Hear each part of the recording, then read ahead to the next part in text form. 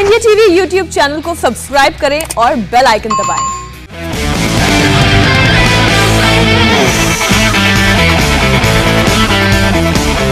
नमस्कार, आज की बात में आपका स्वागत है। और इस वक्त की सबसे बड़ी और दुखद खबर है, प्रयागराज से आई है। अखाड़ा परिषद के अध्यक्ष महंत नरेंद्र गिरी का निधन हो गया है। नरेंद्र गिरी ने आज फांसी लगाकर आत्महत्या की। महंत नरेंद्र गिरी देश के बहुत बड़े संत थे। सभी अखाड़ों की जो एक संस्था है उसके अध्यक्ष थे।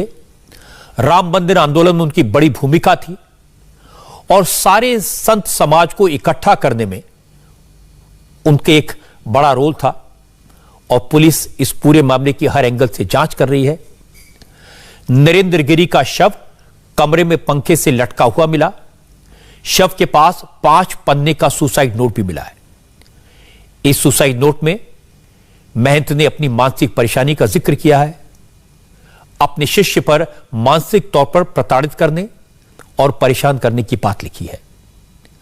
उन्होंने लिखा कि वो सम्मान के साथ जिए हैं, अब अपमान सह नहीं कर सकते, इसलिए इस दुनिया से जा रहे हैं, आत्महत्या कर रहे हैं।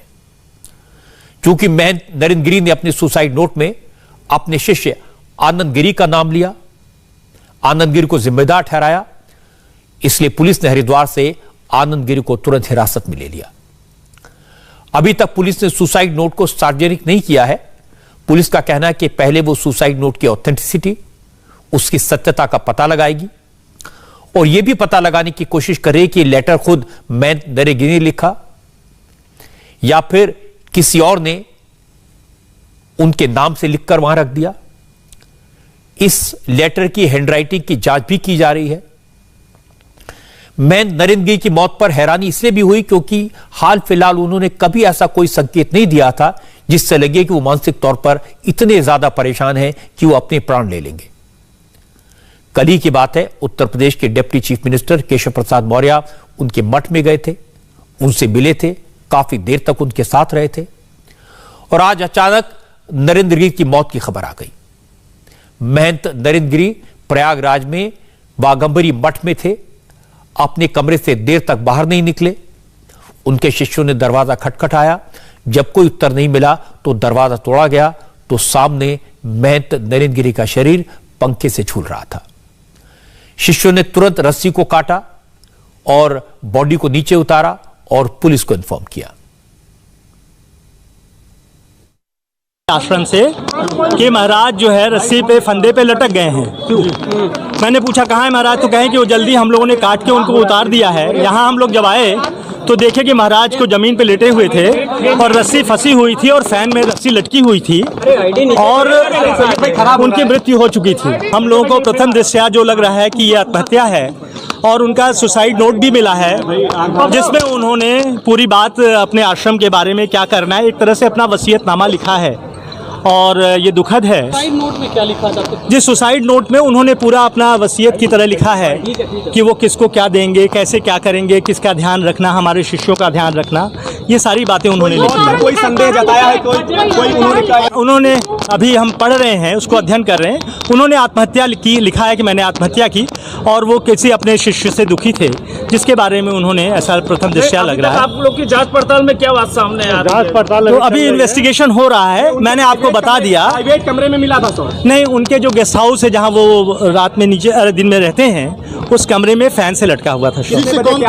ये लगभग सूचना 5:20-25 से। आनंद गिरी का नाम जिक्र किया उन्होंने जी, उन्होंने अपने कुछ लोगों का जिक्र किया है और भी अपने शिष्यों का जो उन्होंने अच्छा किया सबके बारे में। आनंद गिरी का भी नाम है जी, उसमें भी उनका भी नाम है, लेकिन अभी हम विवेचना कर रहे हैं। उन्होंने लिखा है कि बहुत सारे कारणों से दुखी थे और इसलिए वो आत्महत्या कर रहे हैं।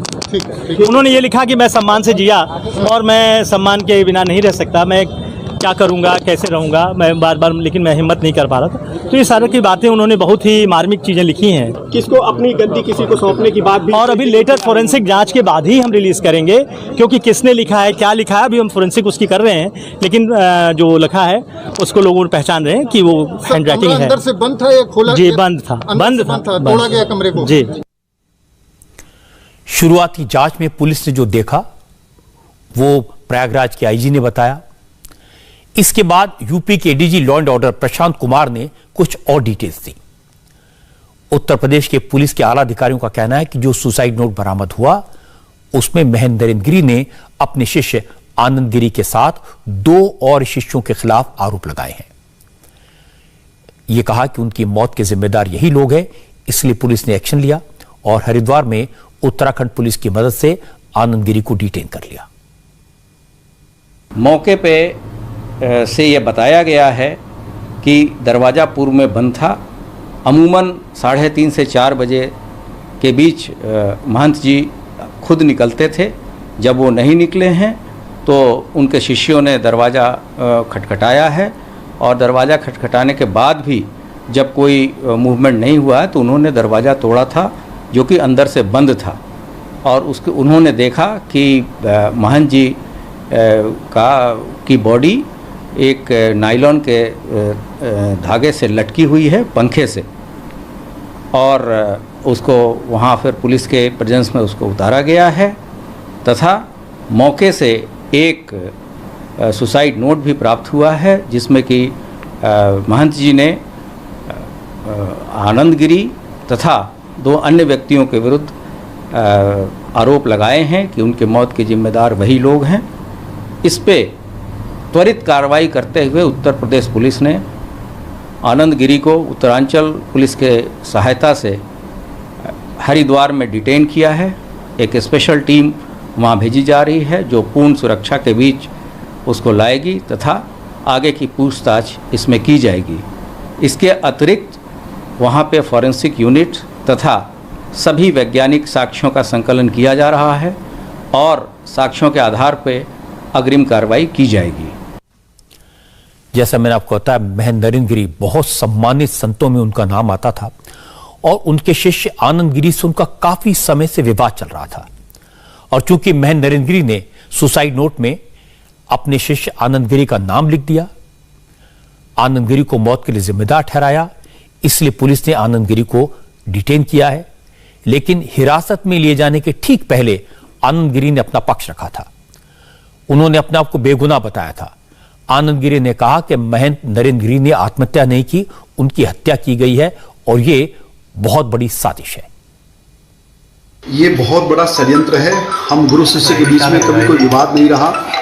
ये उन लोगों की साजिश है जो सीधे सीधे मठ और मंदिर का पैसा साजिश के तहत अपने घरों तक पहुंचा रहे थे, जिनका 2000 का भी आमदनी नहीं थी, 5-5 करोड़ के 10-10 करोड़ के जिनके मकान हो गए।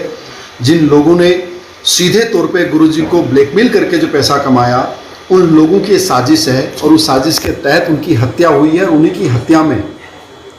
की हत्या में जानबूझ करके मेरे नाम का आना ये षड्यंत्र का स्पष्ट रूप है, जिसमें पुलिस के बड़े अधिकारी भी शामिल हो सकते हैं, जिसके अंदर में कुछ जो लड़के वहाँ के हैं वो भी उसमें शामिल हो सकते हैं। स्वामी जी, उसमें जो है 3 लोगों का नाम आया है, आपका भी सुसाइड नोट में नाम आया, क्या है ये सब? मुझे अभी कुछ भी नहीं पता है। मैं गुरुजी की राइटिंग को पहचानता हूँ, उन्होंने जीवन में कभी लेटर नहीं लिखा और वो जो करते थे स्वयं करते थे, सीधा करते थे।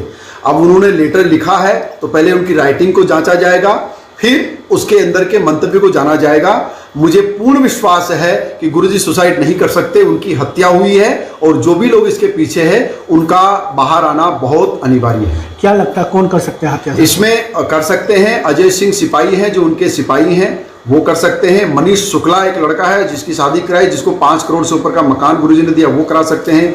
अभिषेक मिश्रा है जिनका 7-8 करोड़ का मकान आजमगढ़ में बनाया, वो कर सकते हैं। और साथ में कर सकते हैं शिवेक मिश्रा, जिनका भी 3 करोड़ का मकान बनाया गुरुजी ने दिया है। वो लोग लगातार पैसा मांग रहे थे। लगातार पैसा मांगने के कारण जब मैंने मना किया तो उनको ये बात अच्छी नहीं लगी और बार बार पैसे की डिमांड पूरी न करने के कारण गुरुजी ने आत्महत्या की हो सकती है। ये सारी बातें आनंद गिरी ने हिरासत में ले जाने से कुछ मिनट पहले कही थी। उन्होंने कुछ लोगों के नाम लिए थे जिन पर आरोप लगाया था, लेकिन इस पूरे मामले की बैकग्राउंड समझना जरूरी है। कुछ महीने पहले नरेंद्र गिरी और उनके शिष्य आनंद गिरी के बीच काफी विवाद हुआ था। इसी साल 3 महीने पहले मठ और मंदिरों की प्रॉपर्टी को लेकर, संपत्ति को लेकर गुरु और शिष्य के बीच में विवाद हुआ था। आनंद गिरी ने उस समय राष्ट्रपति, प्रधानमंत्री, गृह मंत्री को पत्र लिखा था, अखाड़े के विवाद की शिकायत की थी। उन्होंने आरोप लगाया था कि शहर के कीटगंज इलाके में जो गोपाल मंदिर है उसको आधा बेच दिया गया है। मठ और मंदिर की बेची गई जमीनों के करोड़ रुपए के दुरुपयोग की हाई लेवल इंक्वायरी कराई जानी चाहिए। इसके बाद महेंद्र नरेंद्र गिरी ने आनंद गिरी को मठ से निकाल बाहर किया। हालांकि बाद में आनंद गिरी ने अपने बयानों को लेकर, अपनी शिकायत को लेकर खुद नरेंद्र गिरी से माफी मांगी थी और उसकी तस्वीरें भी सामने आई थी। ओम नमो नारायण। मैं आनंद गिरी पूज्य गुरुदेव को कान पकड़ करके अपनी सारी गलतियों की सबसे पहले माफी मांगता हूँ, क्षमा मांगता हूँ महाराज से। और जो भी पिछले दिनों जो विवाद हुआ, उस विवाद का जो भी कारण रहा हो, जो भी परिस्थितियां बनी हो, उन परिस्थितियों में जो मेरी जिम्मेदारी है उसके लिए मैं क्षमा याचना करता हूँ। मैं चाहे वो प्रिंट मीडिया हो, चाहे इलेक्ट्रॉनिक मीडिया हो, चाहे सोशल मीडिया हो, इन सभी प्लेटफॉर्मों में जो मेरे द्वारा कही अनुचित बातें हैं उन बातों को मैं वापस लेता हूँ और मैं बार बार क्षमा याचना करता हूँ। मैंने हमेशा कहा है कि गुरु हमेशा भगवान के दर्जे पे होते हैं, उनके बिना मेरा अस्तित्व नहीं है। इसलिए मेरे द्वारा अज्ञानता में और नादानीवश जो गलतियां हुई उनके लिए क्षमा याचना करता हूं और अपने बयानों को, जितने बयान मैंने दिए उनको वापस लेता हूं। और साथ ही साथ अखाड़े के पंचों के साथ भी अगर मेरे द्वारा कुछ अभद्रता हुई हो तो मैं उनसे भी क्षमा याचना करता हूं, माफी मांगता हूं। मैं अपने सारे बयानों को वापस लेते हुए पूज्य गुरुदेव के चरणों को प्रणाम करता हूं। आप समझ सकते हैं मामला इसलिए रहस्यमय हो गया है, इसलिए उलझ गया है क्योंकि महेंद्र नरेंद्र गिरी ने अपने सुसाइड नोट में आनंद गिरी का नाम लिखा है। आनंद गिरी ने कुछ और लोगों पर इल्जाम लगाए हैं।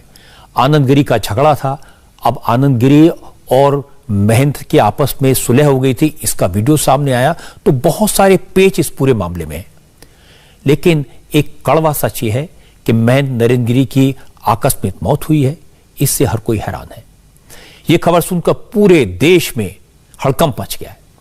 प्रधानमंत्री Narendra Modi, home minister Amit Shah, BJP अध्यक्ष जेपी नड्डा, उत्तर प्रदेश के मुख्यमंत्री योगी आदित्यनाथ समेत तमाम नेताओं ने महेंद्र नरेंद्र गिरी के निधन पर दुख जताया है। शॉक्ड हैं लोग।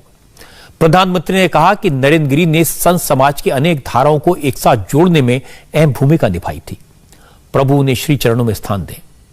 अमित शाह ने लिखा कि महेंद्र नरेंद्र गिरी का पूरा जीवन आध्यात्म, धर्म के प्रचार और मानव सेवा में समर्पित था।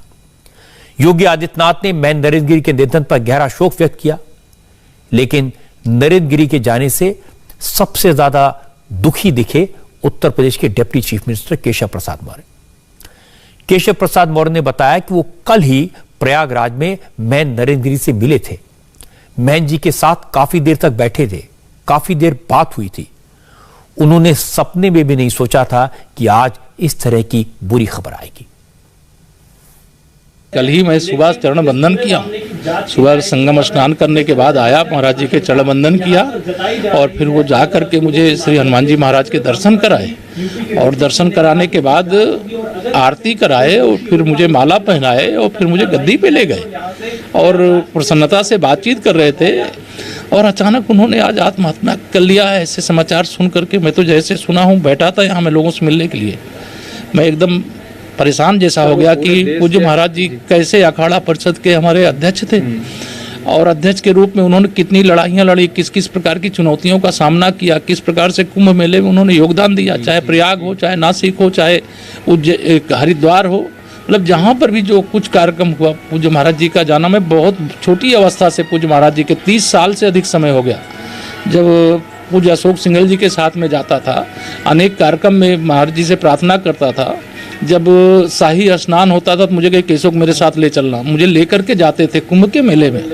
लेकिन यह समाचार सुन करके मैं बहुत दुखी हूँ। मैं ज़्यादा बात करना नहीं चाहता, लेकिन मेरा दुख असहनीय है। केशव प्रसाद मौर्य की बात इस बात को और भी उलझा देती है। कल ही मिले थे, अगर महेंद्र के मन में कोई विषाद था, कोई परेशानी थी, कोई तकलीफ थी, तो केशव प्रसाद मौर्य से कह सकते थे। वो उत्तर प्रदेश के बड़े नेता हैं, 30 साल से महेंद्र के करीबी रहे हैं। यूपी के deputy chief minister Dinesh Sharma का कहना है कि चाहे प्रयागराज में कुंभ मेला हो या फिर राम जन्मभूमि का शिलान्यास, नरेंद्र गिरी का उत्साह देखने लायक था। दिनेश शर्मा ने कहा कि महेंद्र नरेंद्र गिरी योगी आदित्यनाथ को अपने भाई जैसा मानते थे। महेंद्र नरेंद्र गिरी का निधन योगी जी के लिए भारी आघात है। अब मैं जब प्रयागराज जब भी जाऊंगा तो मुझे महाराज जी की कमी हमेशा खलेगी। श्री राम जन्मभूमि मंदिर शिलान्यास के समय और प्रयागराज कुंभ के समय उनका जो खुशी से आह्लाद था, खुशी से जो उनके वक्तव्य थे, उसमें मैं बाल स्वरूप देखता था। एक संत का बाल स्वरूप कैसे हो सकता है? प्रसन्नता के भाव में वो राम श्री राम जय जय राम गाते गाते लग रहा था कि वो नाच रहे हैं। कि जो शिलान्यास इधर हो रहा था, उधर महाराज जी खुशी से उछल रहे थे। कुंभ सफल हुआ, वो माननीय मुख्यमंत्री जी को शुभकामनाएं ऐसे दे रहे थे। मैंने कहा महाराज जी आशीर्वाद दीजिए हम सबको। बोले भाई तुमको तो आशीर्वाद दे सकता हूँ, केशव को दे सकता हूँ। हमारे दूसरे उप मुख्यमंत्री जी के लिए बोले कि आप लोग मेरे शिष्य भी हो और मेरे लघु भ्राता भी हो, लेकिन जो मुख्यमंत्री जी हैं उनमें मैं सखा भाव देखता हूँ। और उनका दोनों का आपस का जो बोलचाल होता था, माननीय मुख्यमंत्री जी का और माननीय महाराज जी का, लगता था दो संत का आपस का जो सामंजस्य और प्रेम भाव है वो उसमें झलकता था। अब मुझे बिल्कुल हर क्षण एक समय स्मृतियों में मैं उनके खोया हुआ हूँ और विश्वास नहीं कर पा रहा हूँ कि महंत जी हम सबके बीच में नहीं हैं। ईश्वर उनको अपने श्री चरणों में स्थान दे। उत्तर प्रदेश के दोनों डिप्टी चीफ मिनिस्टर्स की बात आपने सुनी, दोनों बड़े करीब से जानते थे और इसी तरह से संत समाज में मैं नरेंद्र गिरी का बहुत आदर था, बहुत सम्मान था और इसीलिए सब लोग उनके निधन की खबर से स्तब्ध हैं। देश के बड़े बड़े साधु संत मैन के निधन पर दुखी हैं, उन्होंने प्रतिक्रिया दी है। अब से थोड़ी देर पहले योग गुरु स्वामी रामदेव ने कहा कि नरेंद्र गिरी ऐसे इंसान नहीं थे जो अचानक जिंदगी खत्म करने का फैसला कर लें। उन्होंने कहा कि इस पूरे मामले की गहराई से जांच होनी चाहिए, सच सामने आना चाहिए। मुझे यकीन नहीं हो रहा कि एक ऐसा पराक्रमी, जुझारू महापुरुष जो हमारे धर्म, अध्यात्म और संस्कृति की बुलंद आवाज से और एक वीर योद्धा, एक सन्यासी थे, उनका इस तरह से रहस्यमय तरीके से जाना, वो किसी भी तरह से अंतरात्मा को स्वीकार ही नहीं हो रहा है। प्रथम तो उनके जाने से जहाँ एक और सनातन संस्कृति की अपूर्णीय क्षति हुई है, वहीं पर एक बहुत बड़ा इससे एक रहस्य सामने आ रहा है कि आखिर ऐसा कैसे हो सकता है। वो ऐसे महापुरुष नहीं थे कि ऐसे एक रहस्यमय तरीके से हमारे बीच से चले जाए। तो मैं पूरे साधु समाज की ओर से यह अपेक्षा करता हूँ सरकार की से कि इस पूरी घटना की निष्पक्ष जांच हो और पूरे तथ्य और सत्य समाज के सामने आने चाहिए, जिससे कि किसी भी प्रकार से ऐसी कोई दुर्घटना भविष्य में उसकी पुनरावृत्ति ना हो। क्योंकि मुझे विश्वास नहीं हो रहा कि एक ऐसा महापुरुष जिसने इतनी तेजस्विता के साथ जीवन जिया और वह अनायास कोई रहस्यमय तरीके से हम सबको छोड़ करके चला जाए। जिस भी नेता की बात सुने, जिस भी साधु संत की बात सुने, सब लोग कहते हैं कि मैं नरेंद्र गिरी बहुत सम्मानित थे और वो ऐसे कैसे जा सकते हैं। अखिल भारतीय अखाड़ा परिषद के अध्यक्ष थे, राजनेता हों, समाज के जाने माने लोग हों, साधु संत हों, सबके बीच उनका बहुत सम्मान था। अपने किसी विषाद को, अपने किसी दुख को वो तुरंत किसी को भी कह सकते थे, मुख्यमंत्री से कह सकते थे, डिप्टी चीफ मिनिस्टर से कह सकते थे। मैं कुछ और संतों की बात आपको सुनाता हूं। महंत रामविलास वेदांती और अवधेशपुरी महाराज ने भी नरेंद्र गिरी के इस निधन पर संवेदना जताई है, वो भी बहुत दुखी हैं। उन्होंने कहा ऐसा कुछ भी हो सकता है, इसकी उन्हें जरा भी उम्मीद नहीं थी। को विश्वास हो नहीं सकता, कोई ये बात कह नहीं सकता कि ऐसा भी कभी नरेंद्र गिरी जी कर सकते हैं। जो दृश्य उनका दिखाई दिया है, ये महान शोक का विषय, कष्ट का विषय। हमारे भारत की माननीय प्रधानमंत्री जी ने भी दुख व्यक्त किया है, हमारे माननीय मुख्यमंत्री जी ने भी दुख व्यक्त किया है। हमारे देश के संतों का समाचार, फोन मेरे पास बार बार लोगों का आ रहा है कि वेदांती जी क्या हो गया ये। हमने कहा मुझको ही बड़ा आश्चर्य हो रहा, क्या हो गया। कल अयोध्या भी गए थे वो, अयोध्या में उनका भाषण हुआ था और अयोध्या से सीधे लखनऊ आए। हमारी बातचीत हुई तो कहा ठीक है कल आ जाइए, तो मैं आज आया, मिला उनसे, कुछ बातचीत थी। लेकिन ये दुखद घटना की कल्पना किसी को नहीं थी। मैंने कभी कल्पना भी नहीं कर सकता कि ऐसी घटना भी, ऐसी दुर्घटना भी उनके साथ कभी हो सकती है। योगी आदित्यनाथ के रहते हुए षड्यंत्रकारियों का पर्दाफाश निश्चित हो जाएगा। योगी आदित्यनाथ जी इसकी जांच कराएंगे, हमको पूर्ण विश्वास है। और जो अभियुक्त होगा, जो षड्यंत्रकारी होगा, जिसने ऐसा दृश्य उपस्थित किया है, जिसने समाज को बदनाम करने का षड्यंत्र किया है, वो जरूर पकड़ा जाएगा। कौन व्यक्ति हो सकता है, ये जांच के बाद पता चलेगा। इसलिए मेरा निवेदन है कि जल्दी से जल्दी इसकी जांच कराई जाए और अभियुक्त को उचित दंड देने की प्रक्रिया शुरू की जाए। ये बहुत बड़ी दुखद घटना है, क्योंकि वो अखाड़ा परिषद के अध्यक्ष भी थे और हमारे निरंजनी अखाड़े में वो महंत थे और मैं उसमें महामंडलेश्वर हूँ। इस नाते हम लोगों के लिए एक बड़ी अपूर्णीय क्षति हुई है, क्योंकि नरेंद्र गिरी जी एक बड़े दमंग साधु थे। वो जब से अध्यक्ष बने थे, उन्होंने सरकारों से साधुओं के लिए और कुंभों के लिए बड़ी लगन से काम करवाए हैं। वो अड़ जाने वाले साधु थे कि नहीं ये होना ही चाहिए, और ऐसे कामों के लिए वो अपनी बात पूरी निष्ठा के साथ रखते थे। और नरेंद्र गिरी का जाना, और इस तरह से जाना, क्योंकि साधु के लिए आश्रम हो ना हो, बड़े अखाड़े हों, पद हों, अन्य चीज़ें हों ना हो, क्योंकि साधु तो निकलता ही केवल भजन के लिए है। उसे दो रोटी ऐसे ही समाज दे देता है, तो फिर वो संपत्ति के लिए, कोई दुख के लिए ऐसा कोई कारण साधु के लिए बनता नहीं है। या तो किसी तरह का दबाव उनके ऊपर विशेष रूप से रहा है, किसी ने या तो उन पर कोई ऐसा गंभीर आरोप लगाया हो जिसके कारण उनको इतने आहत हुए हों, जिसके कारण उन्होंने फांसी लगा ली। क्योंकि ऐसे साधु क्यों फांसी लगाएगा? किसी को विश्वास ही नहीं हो रहा कि महंत इस तरह से आत्महत्या कर सकते हैं, फांसी लगा सकते हैं। उनका संपत्ति से कोई लगाव नहीं था। क्या किसी ने उनको प्रताड़ित किया? अयोध्या हो, मथुरा हो, वाराणसी हो, हर जगह साधु संत बार बार एक ही बात कह रहे हैं, नरेंद्र गिरी ऐसा कैसे कर सकते हैं। सबको उनकी मौत को लेकर शक है और सब कह रहे हैं पुलिस से कि तेजी से इस मामले की जांच की जाए। ये बहुत दुखद है और सनातन धर्म संस्कृति के लिए बहुत बड़ा क्षति है और साधु समाज के लिए भी बहुत बड़ी क्षति है, क्योंकि नरेंद्र गिरी जी लगातार सनातन धर्म संस्कृति रक्षा सुरक्षा और सभी वर्ग के लिए उसके लिए सदैव निरंतर तत्पर रहते थे और उनकी मौत संदिग्ध, यह दुखद है। मैं उत्तर प्रदेश के यशस्वी मुख्यमंत्री योगी जी महाराज से मांग करता हूं कि यह मौत नहीं हत्या है, इसकी जांच हो और जांच ऐसी हो जिससे दूध का दूध पानी का पानी हो जाए। सीधे लखनऊ चलते हैं। रुचि कुमार हमारी संवाददाता हमारे साथ हैं। रुचि, आपने पुलिस के अधिकारियों से बात की है, आप महंत को जानती थी।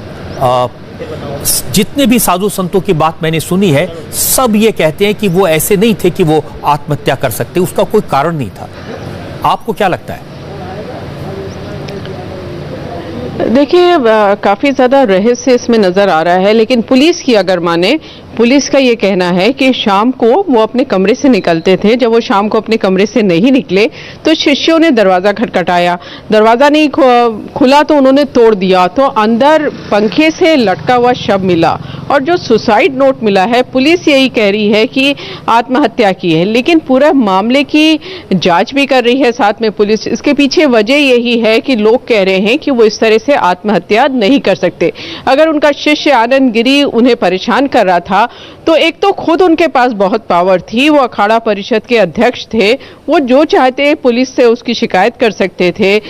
जैसा आपने सुना रजत जी कि डिप्टी सीएम जो दोनों हैं, केशव मौर्य हो या दिनेश शर्मा हो, वो उनके बहुत करीबी थे। मुख्यमंत्री योगी आदित्यनाथ से उनके बहुत अच्छे रिश्ते थे।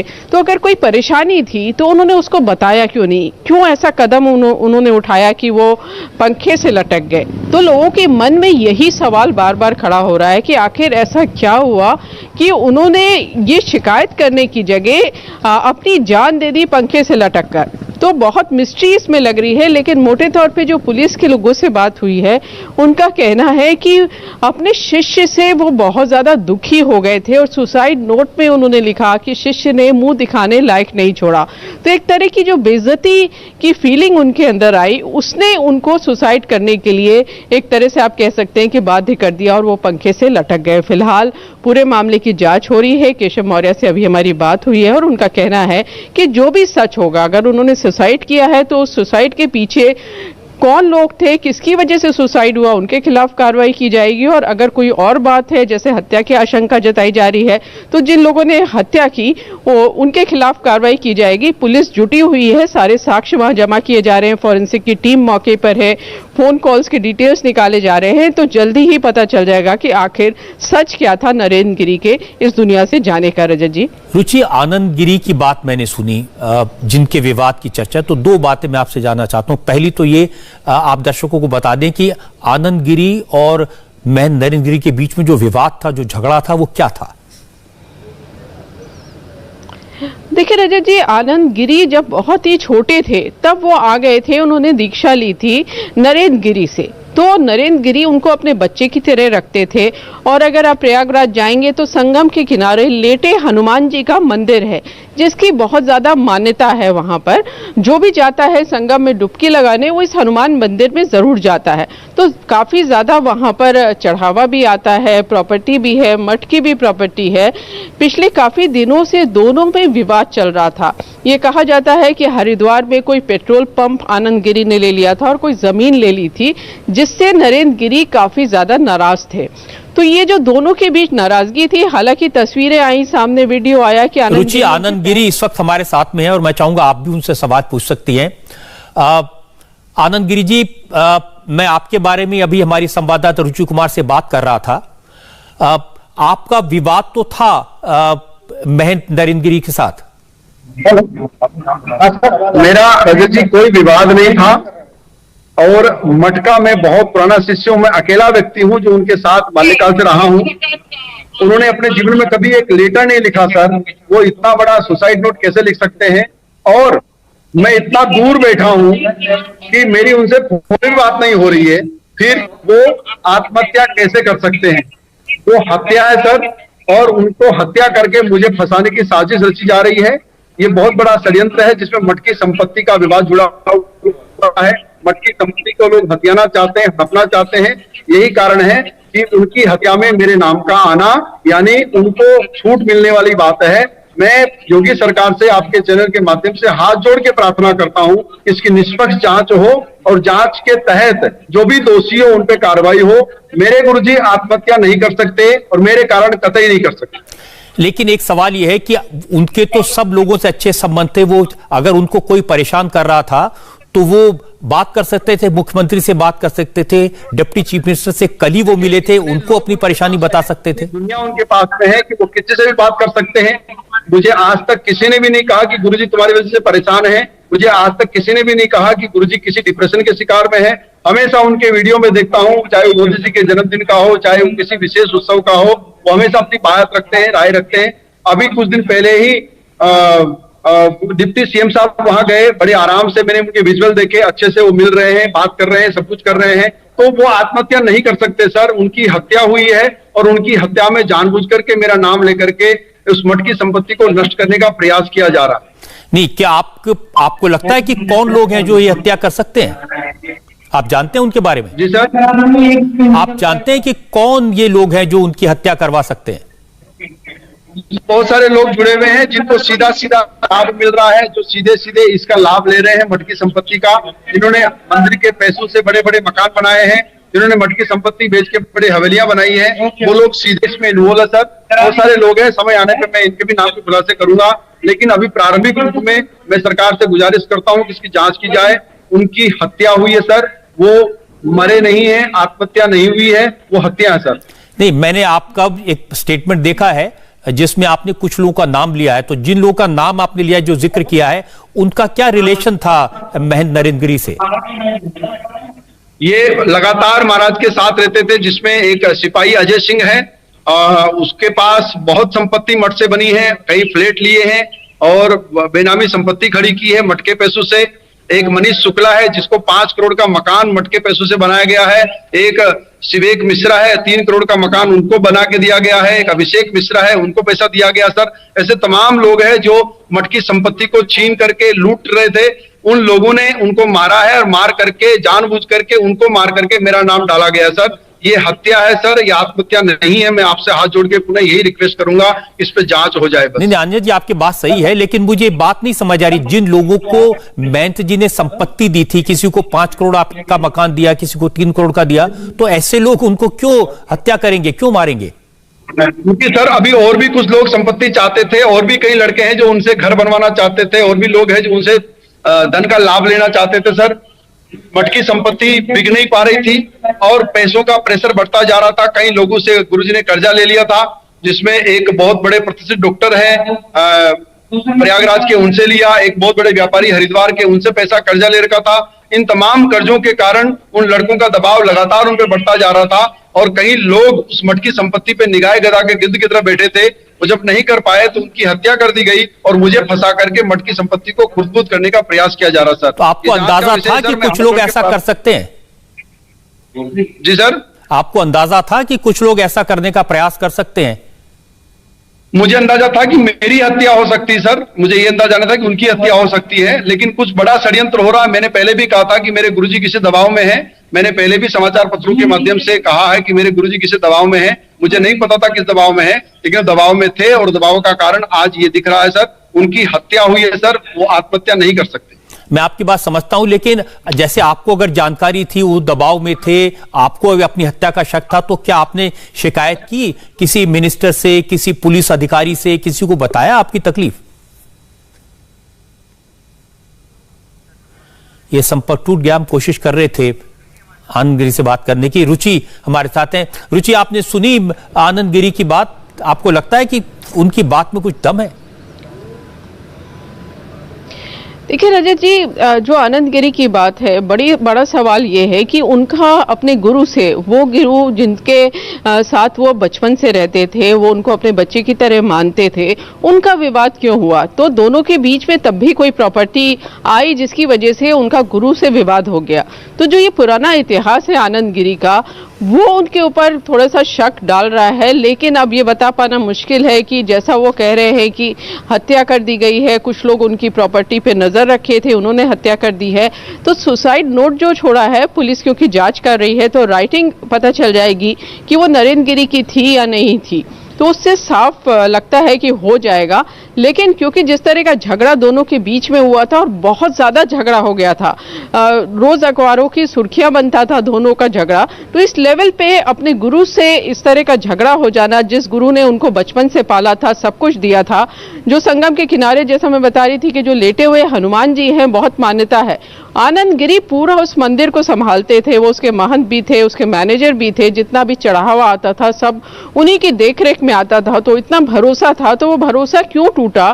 क्या ऐसी बात हो गई? वो प्रॉपर्टी की बात कर रहे हैं, तो उनके ऊपर भी तो यही आरोप है कि वो प्रॉपर्टी की वजह से अपने गुरु से उन्होंने झगड़ा कर लिया था। रजत जी, रुचि, जिस समय हम उनसे बात कर रहे थे तो मुझे बताया गया कि पुलिस उनके घर के बाहर खड़ी, उन्हें हिरासत में लेने के लिए, और ऐसे समय में वो बार बार एक ही बात आपने देखा होगा दोहरा रहे थे कि मैं मुख्यमंत्री योगी आदित्यनाथ से कहूंगा इस मामले की जांच करी जाए, गहराई से जांच कराई जाए। अब पुलिस जांच तो कर रही है, लेकिन ये इतने सारे लोगों के नाम ले रहे थे और बार बार प्रॉपर्टी की बात कर रहे थे, तो कभी पहले इस बात के संकेत मिले कि इन चीजों को लेकर के कोई हत्या तक कर सकता है? देखिए, आनंद गिरी ने प्रधानमंत्री को चिट्ठी लिखी थी। ये उस जमाने की बात है जब उनके गुरु नरेंद्र गिरी से उनका झगड़ा चल रहा था, आनंद गिरी का, और उनका कहना था कि यहाँ प्रॉपर्टी को लेकर झगड़ा है और मेरे खिलाफ साजिश हो रही है, मेरी हत्या हो सकती है। ऐसा आनंद गिरी ने उस समय प्रधानमंत्री मोदी को भी पत्र लिखा था। तो ये जो प्रॉपर्टी का विवाद है, क्योंकि बड़ा मठ है, अखाड़ा परिषद के वो अध्यक्ष थे, बड़ी उनकी मान्यता थी, मंदिर बहुत बड़ा है हनुमान जी का संगम के किनारे, तो काफी ज्यादा वहाँ चढ़ावा भी आता है और प्रॉपर्टी प्रॉपर्टी भी है, जो मठ की है उसकी भी प्रॉपर्टी है और मंदिर का बहुत ज़्यादा पैसा है। तो पैसे को लेकर झगड़ा बहुत दिनों से चल रहा था। अब आनंद गिरी अपने को बिल्कुल निर्दोष बता रहे हैं, लेकिन पुलिस से अगर आप बात करेंगे रजत जी, और सबसे पहले जो पुलिस ऑफिसर से हमारी बात हुई, उनका यही कहना था, वो उसी टाइम कमरे में घुसे थे और उन्होंने वो सुसाइड नोट पढ़ा था। उनका कहना था कि नरेंद्र गिरी तो बहुत ही शरीफ आदमी थे और उनके शिष्य ने उनको इस हालत में पहुंचा दिया। तो पुलिस अभी जो उनका इन्वेस्टिगेशन है वो तो चल रहा है, लेकिन उनको शक की गुंजाइश फिलहाल पुलिस को कम लग रही है। लेकिन सरकार यही कह रही है कि सारे आरोप हैं, जो आरोप लगा रहा है सबकी जांच की जाएगी। अगर मर्डर हुआ है तो वहां तक तह तक जाया जाएगा कि किसने मर्डर किया, और अगर सुसाइड किया है नरेंद्र गिरी ने तो किसकी वजह से सुसाइड हुआ, उसकी भी गर्दन नापी जाना तय है। रजत जी जी, रुचि आपके लिए भी बड़ी चुनौती है। आप भी इस पूरे मामले को इतने बरसों से जानती हैं और आप भी आश्चर्यचकित हैं कि ऐसा कैसे हो सकता है, हत्या है या आत्महत्या है। तो प्रयास करिए, जैसे ही कोई खबर मिले हमें बताइए, हम लगातार आपके साथ संपर्क में हैं। लेकिन फिलहाल बहुत बहुत शुक्रिया आपका। एक बात साफ है, मैं नरेंद्र गिरी का निधन नेचुरल डेथ तो नहीं है। उनका शव पंखे से लटका मिला है, साथ में सुसाइड नोट है। सुसाइड नोट में आनंद गिरी का नाम उन्होंने लिखा है। अब आनंद गिरी की बात सुने तो बिल्कुल अलग है। वो कहते हैं मैं नरेंद्र गिरी तो चिट्ठी भी नहीं लिख सकते थे, इतना बड़ा सुसाइड नोट कैसे लिखेंगे। आनंद गिरी का दावा हमने सुना, मैं नरेंद्र गिरी की हत्या हुई है और हत्यारे ने फंसाने के लिए उनका नाम सुसाइड नोट में लिख दिया है। अब पुलिस पता लगा रही कि मामला हत्या का है या आत्महत्या का। यह सही है कि सुसाइड नोट में महंत नरेंद्र गिरी ने आनंद गिरी का नाम लिखा है, उसका जिक्र किया है। उस शिष्य के साथ महंत नरेंद्र गिरी का विवाद भी हुआ था। उन्होंने शिष्य को मठ से निकाला भी था, प्रॉपर्टी को लेकर झगड़ा था। लेकिन यह भी सही है कि 3 महीने पहले उसी शिष्य ने गुरु से माफी मांग ली थी और उसका वीडियो जारी किया गया था। अब वो शिष्य आनंद गिरी आज हरिद्वार में था, आनंद गिरी को हिरासत में ले लिया गया है। लेकिन मुझे पता लगा कि महंत नरेंद्र गिरी ने अपना सुसाइड नोट आनंद गिरी के अलावा उसमें कुछ और लोगों के नाम भी लिखे और महंत की मौत को कुछ ही घंटे बीते हैं। तो बहुत शुरुआती जांच हो पाई है, इसलिए न तो किसी को क्लीन चिट दी जा सकती है और न ही किसी को दोषी ठहराया जा सकता है। मैं तो कहूंगा दोषी जो भी हो उसे पकड़ा जाना चाहिए। किसी ने आत्महत्या के लिए उकसाया हो या किसने हत्या की हो, मामला बहुत गंभीर है। इस मामले की हकीकत, इसकी सच्चाई जल्दी से जल्दी सामने आनी चाहिए, क्योंकि संत समाज पूरे समाज को रास्ता दिखाते हैं, जीने की राह बताते हैं। और अगर महंत नरेंद्र गिरी जैसे बड़े और सम्मानित संत आत्महत्या के लिए अपनी जान देने के लिए मजबूर हो जाएं या फिर कोई उनकी हत्या कर दे, तो समाज के लिए इससे दुख और चिंता की कोई बात नहीं हो सकती। इसलिए इस मामले की सच्चाई जल्दी से जल्दी सामने आनी चाहिए। जिसके कारण भी महंत नरेंद्र गिरी की मौत हुई, उसे कड़ी से कड़ी सजा मिलनी चाहिए। हम लगातार इस मामले पर नजर बनाए रखेंगे और जैसे ही कोई अपडेट होगा आपको बताएंगे। महंत नरेंद्र गिरी की मौत के अलावा आज की एक और बड़ी खबर पंजाब से आई है, जहां पर कांग्रेस की नई सरकार का गठन हुआ। पंजाब को नया मुख्यमंत्री मिल गया, लेकिन कांग्रेस में मनमुटाव बरकरार है, टकराव बरकरार है। इसके बारे में बात करेंगे एक ब्रेक के बाद। आज पंजाब में कांग्रेस की सरकार का चेहरा बदल गया। चरणजीत सिंह चन्नी मुख्यमंत्री बन गए और कैप्टन अमरिंदर सिंह अपने फार्म हाउस पर वापस चले गए। कैप्टन ने चन्नी को बधाई दी, लेकिन स्वेरिंग इन में शामिल नहीं हुए। शपथ ग्रहण में कैप्टन का एब्सेंस, नवजोत सिंह सिद्धू और उनकी पूरी टीम की मौजूदगी, उनका उत्साह सारी की सारी दास्तान बयान कर रहा था।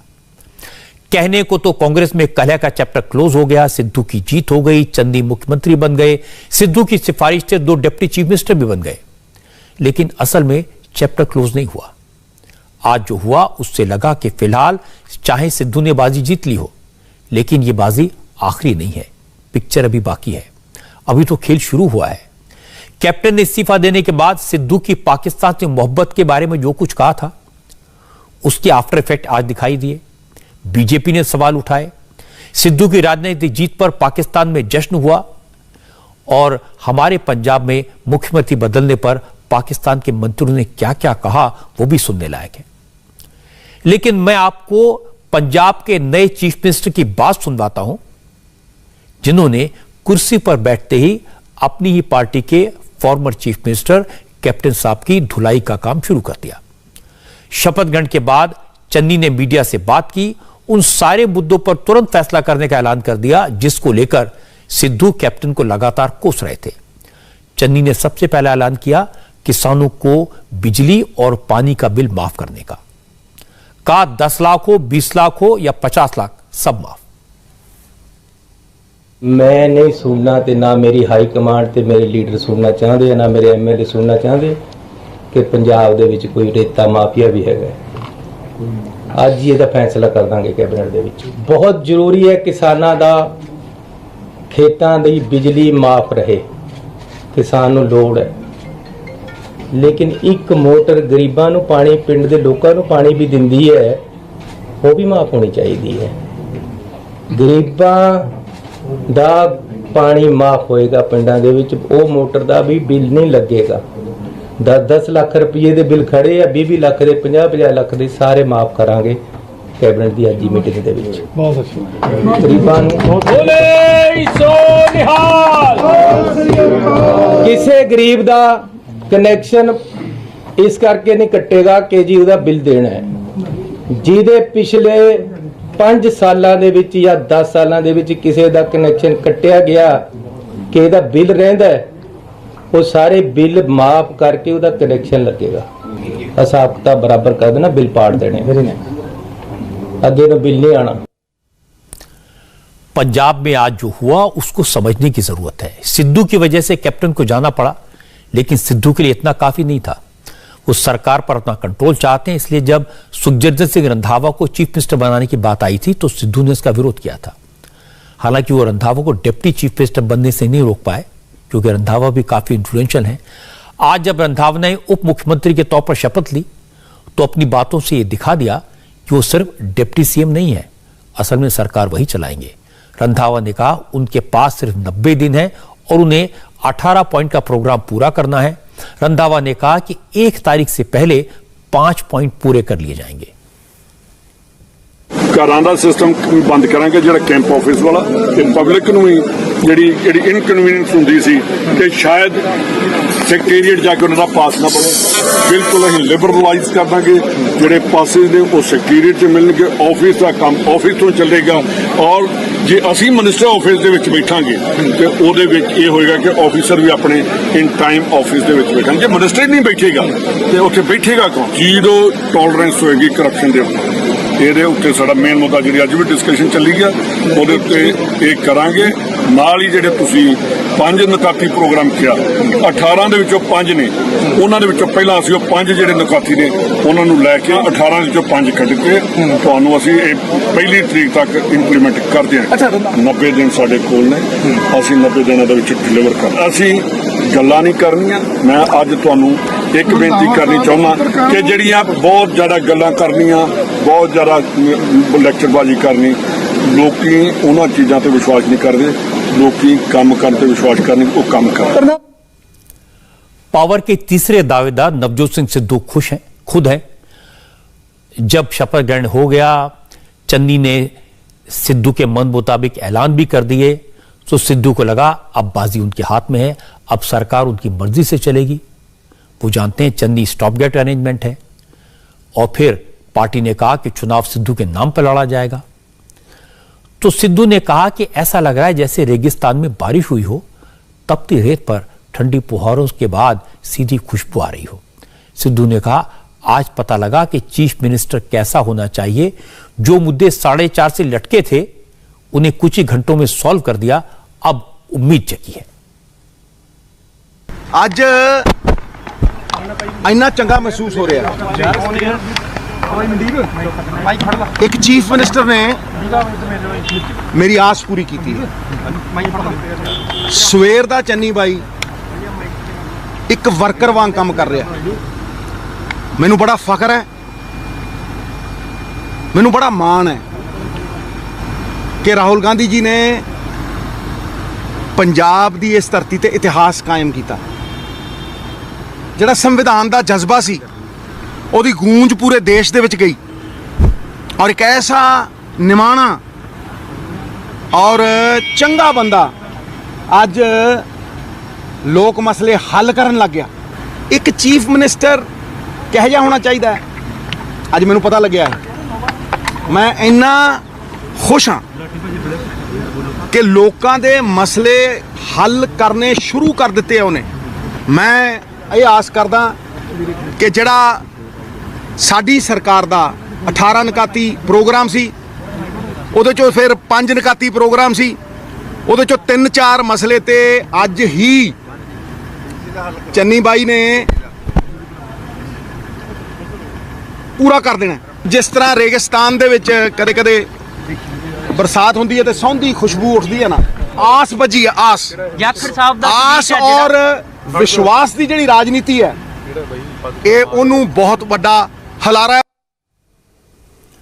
अब सिद्धू खुश हैं क्योंकि अब वो पंजाब में कांग्रेस के सबसे बड़े नेता हो गए हैं। संगठन के साथ साथ सरकार पर उनकी पकड़ और मजबूत हो गई है। अब वो कह सकेंगे कैप्टन ने जो वादे 4.5 साल में पूरे नहीं किए, वो सारे वादे उन्होंने नए चीफ मिनिस्टर से 4.5 घंटे में पूरे करवा दिए। हरीश रावत ने सिद्धू की बातों पर और मोहर लगा दी, कहा कि चन्नी चीफ मिनिस्टर हैं लेकिन पार्टी का चेहरा तो सिद्धू हैं, कांग्रेस सिद्धू के चेहरे पर इलेक्शन लड़ेगी। चेहरा कौन होगा ये तय करेगी कांग्रेस प्रेसिडेंट। ये काम हमको नहीं करना होता है, लेकिन जो यहाँ के हालात है उसमें मुख्यमंत्री मंत्रिमंडल के साथ ही सब प्रदेश कांग्रेस कमेटी के नेतृत्व में चुनाव लड़ेंगे, आगे बढ़ेंगे। और प्रदेश कांग्रेस कमेटी के अध्यक्ष श्री सिद्धू हैं, जिनकी लोकप्रियता बहुत अधिक है। 3 महीने पहले पंजाब में कांग्रेस टॉप पर थी। कैप्टन अमरिंदर सिंह फिर से पार्टी को जिता देंगे, इस पर किसी को कोई शक नहीं था। पर कांग्रेस की सियासत में ऐसे नेताओं को तरजीह नहीं दी जाती जो अपनी ज्यादा चलाते हैं, हाईकमान की कम सुनते हैं। और कैप्टन ऐसे ही थे। पूरे गांधी परिवार ने मिलकर कैप्टन पर लगाम लगाने के लिए सिद्धू को तैनात किया, ये जानते हुए कि कैप्टन सिद्धू को नापसंद करते हैं और सिद्धू कैप्टन से नफरत करते हैं। लेकिन गांधी परिवार को इस बात का अंदाजा शायद नहीं था कि कैप्टन अपने पद से इस्तीफा दे देंगे, इसलिए कोई तैयारी नहीं थी। जब उन्होंने इस्तीफा दिया तो पहले अंबिका सोनी को सीएम बनाने की बात हुई, फिर सुनील जाखड़ से बात की, फिर सिख और नॉन सिख की राजनीति की बात हुई, रंधावा को सीएम बनाने की ऑलमोस्ट बात फाइनल हो गई थी। जब दिल्ली में बैठे आलाकमान को लगा कि सिद्धू चीफ मिनिस्टर बनना चाहते हैं और वो बने तो बात कंट्रोल से बाहर निकल जाएगी, अमरिंदर सिंह बगावत कर देंगे, तो फिर चन्नी को बनाया और दावा किया कि दलित वोट बैंक को मजबूत करने के लिए फैसला किया गया। लेकिन अब पार्टी में जो सत्ता संघर्ष शुरू हुआ है, 6 महीने की सरकार का कब्जा करने के लिए जो आर पार की लड़ाई शुरू हुई है, वो काफी नुकसान दे सकती है। और सबसे बड़ा बात यह है कि कैप्टन अमरिंदर सिंह क्या करेंगे, इस पर अभी सस्पेंस बना हुआ है। कांग्रेस को डर है कैप्टन अमरिंदर सिंह अपनी अलग पार्टी बना सकते हैं, बीजेपी से हाथ मिला सकते हैं और पंजाब में कांग्रेस के कई बड़े नेता उनके साथ जा सकते हैं। अगर ऐसा हुआ तो आने वाले चुनाव में कांग्रेस को जीतना मुश्किल हो जाएगा। स्पोर्ट्स के मैदान से एक खबर आ रही है कि न्यूजीलैंड के बाद अब इंग्लैंड की क्रिकेट टीम ने भी पाकिस्तान का टूर कैंसिल कर दिया। इसकी डिटेल्स मैं आपको दूंगा एक ब्रेक के बाद। आपसे थोड़ी देर पहले इंग्लैंड क्रिकेट बोर्ड ने ऐलान किया कि इंग्लैंड की टीम भी पाकिस्तान के दौरे पर नहीं जाएगी। तो पहले न्यूजीलैंड ने कहा था, अब इंग्लैंड की टीम ने भी पाकिस्तान का दौरा रद्द कर दिया है। न्यूजीलैंड की तरह इंग्लैंड क्रिकेट बोर्ड ने सुरक्षा कारणों का हवाला दिया है। मैं आपको बता दूं कि पाकिस्तान में इंग्लैंड की टीम को 13 और 14 अक्टूबर को 2 T20 मैच खेलने थे। दोनों मैच रावलपिंडी में होने थे। इसके अलावा इंग्लैंड की वुमेन्स क्रिकेट टीम भी पाकिस्तान के दौरे पर जाने वाली थी। महिला टीम को पाकिस्तान के साथ 3 वनडे मैच खेलने थे, लेकिन अब ये मैच भी रद्द कर दिए गए हैं। 3 दिन पहले आपको ध्यान होगा न्यूजीलैंड ने मैच शुरू होने से सिर्फ 2 घंटे पहले सिक्योरिटी रीजन से पाकिस्तान में खेलने से इनकार कर दिया था। इससे पाकिस्तान क्रिकेट बोर्ड को करीब 2 अरब रुपए का नुकसान हुआ। पाकिस्तान क्रिकेट बोर्ड को इस बात का एहसास है कि इंग्लैंड की टीम भी अपना दौरा रद्द करने वाली थी, इसलिए पीसीबी ने बांग्लादेश से बात की, श्रीलंका और वेस्टइंडीज के क्रिकेट बोर्ड से बात की और पाकिस्तान क्रिकेट बोर्ड ने कोशिश की कम से कम इन 3 देशों में से किसी एक की टीम तो पाकिस्तान आ जाए, जिससे बोर्ड को जो नुकसान हुआ उसकी थोड़ी बहुत भरपाई हो सके और साथ ही ये मैसेज दिया जा सके कि पाकिस्तान में क्रिकेट खेलना सुरक्षित है। लेकिन अभी तक किसी बोर्ड ने पाकिस्तान क्रिकेट बोर्ड के इस प्रपोजल पर कोई कमिटमेंट नहीं दिया है। पाकिस्तान की कुछ और बात करते हैं। हमारी स्पेशल रिपोर्ट में पाकिस्तान बॉर्डर से 50 किलोमीटर दूर भारतीय फौज की एक बड़ी एक्सरसाइज चल रही है और इसमें हमारी आर्मी की सबसे मॉडर्न तोप भी शामिल की गई है। नमस्ते, मैं हूं मीनाक्षी जोशी। वीडियो और खबरों से अपडेट रहने के लिए India TV YouTube channel subscribe करें, बेल आइकन दबाना ना भूलें। जुड़े रहें इंडिया टीवी के साथ।